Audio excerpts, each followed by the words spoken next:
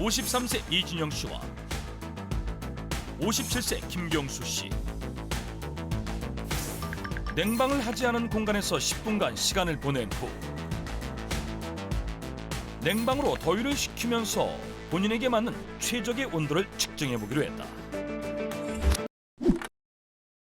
옛날에 우리 어머님들이 무릎이 시리다, 그렇죠, 무릎 그런 시리다. 얘기 많이 네. 들으시죠. 그리고 또 출산하고 나면 온몸에 막 바람이 들어가는 것 네, 같아, 맞습니다. 이런 얘기 많이 하시는데 네. 근데 이제 이런 증상을 호소하시는 분들을 좀 잘 살펴보면 대부분은 여성분들인 것 같아요. 네, 맞습니다. 실제로 수족냉증 때문에 병원을 찾는 분들의 거의 90% 정도는 여성분들인 것 같습니다. 실제 여성들의 경우 온도 변화에 더 민감해 여름만 되면 남녀 간의 온도 전쟁이 펼쳐지기도 하는데 아이고 더워라. 외출해서 돌아오자마자 가장 먼저 하는 일은 다름 아닌 에어컨 켜기. 나도 물. 알았어. 이거 마셔. 아이고. 살 것 같다. 왜? 26도? 저게 뭐야? 18도로 낮춰야지. 18도? 뼛속까지 시원해지는 바람에 에어컨 앞을 떠나질 못하는데 오, my darling.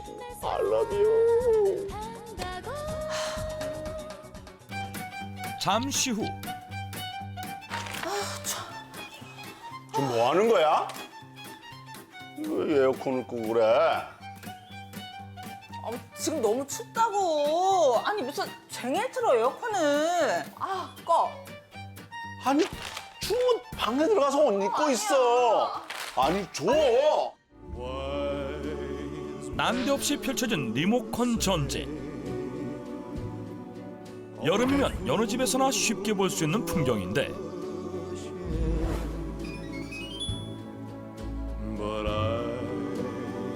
왜 여성이 더 추위를 느끼게 되는 것일까? 실험을 통해 확인해 보기로 했다. 53세 이진영 씨와 57세 김경수 씨. 냉방을 하지 않은 공간에서 10분간 시간을 보낸 후 냉방으로 더위를 식히면서 본인에게 맞는 최적의 온도를 측정해 보기로 했다. 그런데 실내 온도가 점점 내려가자 슬슬 차이를 보이는 두 사람. 급기야는 이제 저는 좀 추운데요. 예, 예, 예. 그녀가 춥다고 말한 온도는 다름 아닌 24도. 그런 모습을 신기하게 바라보는 김경수 씨. 가슴 쪽은 좀 열이 좀 남아있는 것 같고 등은 아직 따끈따끈하네. 아직도요? 네. 그렇게 한참을 지나 실내 온도가 21도에 달하고 나서야 온도가 적당하다고 표현했다.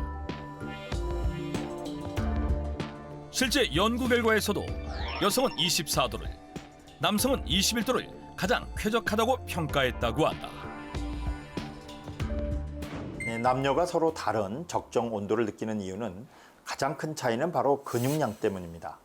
근육은 체열의 40% 정도를 생산하기 때문에 근육이 많으면 많을수록 체온이 높아지게 되겠습니다. 그런데 체질적으로 여성은 남성보다 근육량이 적기 때문에 체온이 낮아지고 따라서 각종 질병에 더 취약하게 되겠습니다.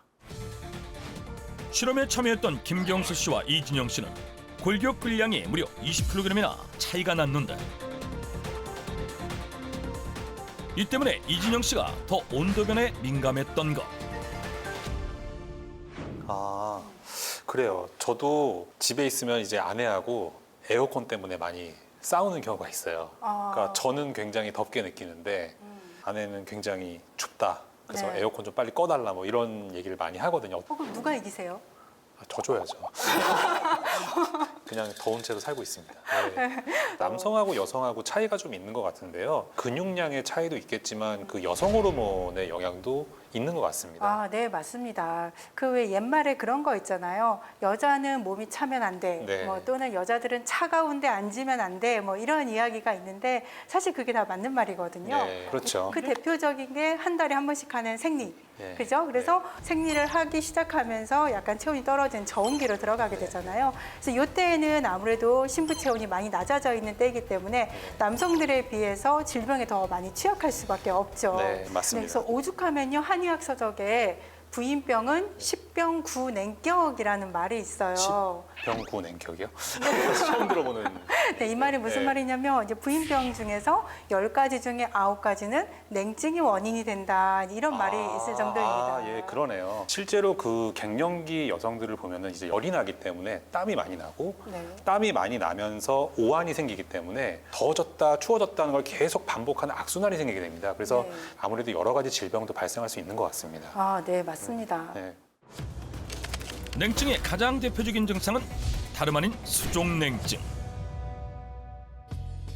실제 신부 체온이 가장 낮았던 윤봉남 씨는 여름만 되면 수족냉증 때문에 힘든 시간을 보내고 있었는데 30도가 넘는 무더위에 긴팔에 양말로 중무장. 거실의 에어컨은 그저 장식품으로 사용하고 있었다. 에어컨도 못 켜실 정도면 상태가 진짜 심각하신 거 아니에요? 한번 만져보실래요, 발을? 아, 발이요? 예, 오! 아, 이게 진짜 차갑네요? 예, 이렇게 차요. 우리 애들이 오면은 나보고 에어컨 안 끈다고 전기에 끼려고 안 키냐고 키라고 막 난리를 쳐요. 이게 아무리 얘기해도 식구들이 몰라요. 그걸 안 믿어요.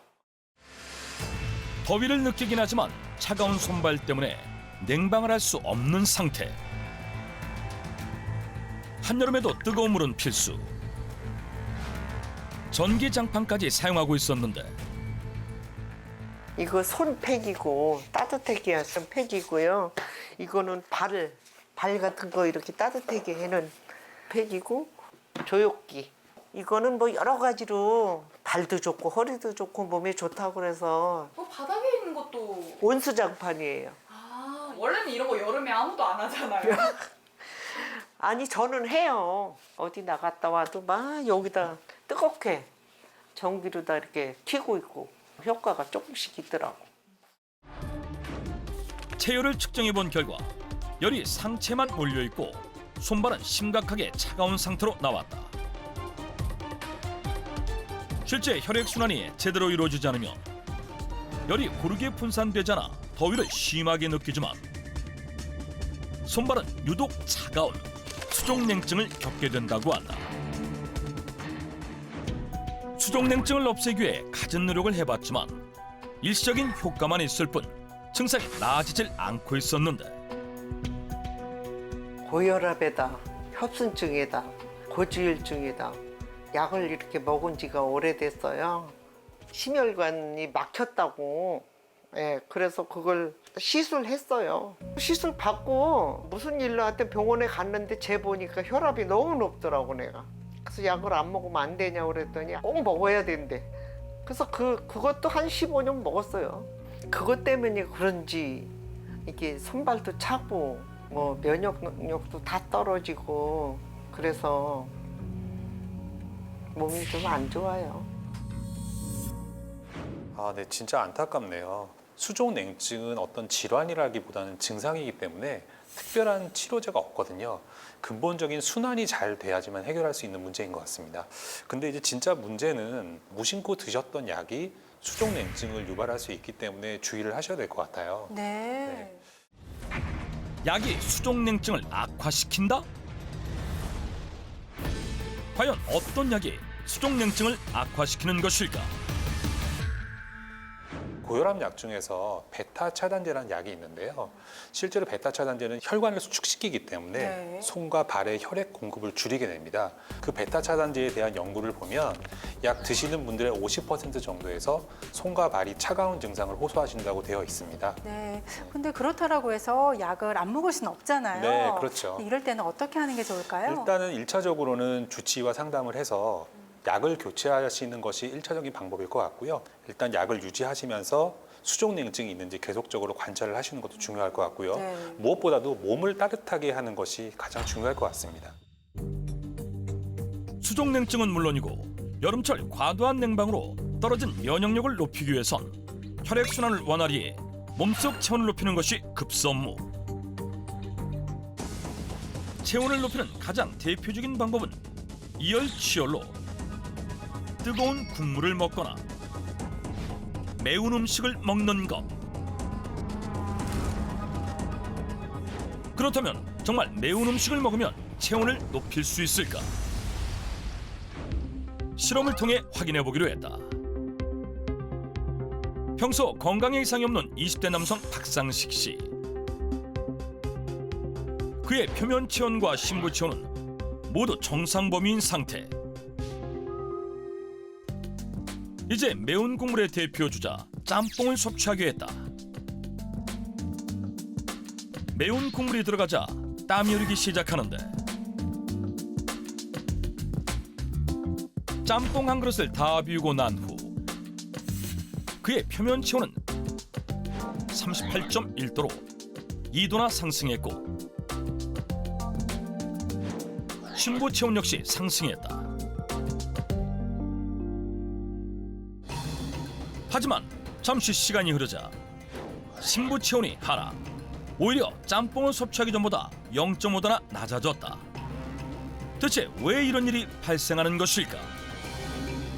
매운 음식 속에 들어있는 그 캡사이신이라는 성분은 우리의 뇌를 속이는 성분이거든요. 그러니까 실제로 뜨겁지 않은데도 뜨겁게 인지를 하게 되는 거죠. 맞아요. 그래서 우리가 왜 매운 음식 먹으면 땀이 나잖아요. 네. 또 심한 경우에는 눈물, 콧물 막 다 맞아요. 쏟잖아요. 네. 이제 그게 이제 뇌가 우리 몸에 체온이 올라갔다라고 생각을 해서 체온을 내리기 위해서 이렇게 분비샘을 열어서 우리 몸에 있는 수분을 다 이렇게 배출을 하는 과정이라고 볼 수가 있는 거죠. 네, 실제로 체온은 올라갈 수 있는데요. 아무래도 땀으로 열을 배출하기 때문에 우리 몸의 심부 온도가 낮아지는 상황이 발생할 수 있는 것입니다. 네, 맞습니다. 그래서 이렇게 매운 음식보다는 한의학적으로 좀 따뜻한 성질의 음식, 그러니까 예를 들면 뭐 생강이나 마늘이나 부추, 뭐 단호박 네, 이런 음식들을 꾸준하게 섭취해서 몸을 서서히 데펴주는 게 굉장히 중요하거든요. 그렇게 해야만 우리 몸의 심부 체온 온도를 높여서 냉증을 예방할 수가 있습니다. 아, 그렇군요. 냉증을 예방하는 법. 매운 음식이 아닌 따뜻한 성질의 음식으로 심부 체온을 높여라.